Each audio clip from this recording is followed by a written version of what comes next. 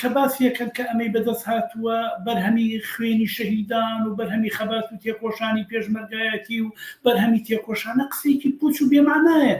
ئەمانە بە سوالی دەبابەکانی ئەمریکا هاتن لەنێو قڵشت و کێشمەکێشێکا کە ئەمریکا لەگەڵ حکوومەتی عێراقا بووی وەسەرنجام بۆ هەیمەنی خۆی بەسەر دنیادا جەنگێکی لە عێراقا خۆڵقان و ئەمانیش سواری دەبابەکە بوون و سەرنجام کوردستانیان لە عێراق جیا کردەوە لە ژێر ناوی خەتی 36 نۆفلایزۆنیان دامەزران یەکێتی و پارتیان کە بە حەرز بە دیاریەوە. ئێستا تەوازنەکان گۆڕاوە، کێشمەکێشەکان گۆڕاوە، هێزەکان گۆڕاون، ئەوزاعی سیاسی ناوچەکە گۆڕاوە، یەکێتی و پارتیش لەنێو ئەمە تووشی قەیرانی بوون بەیانی نازانم چ ڕووەدا.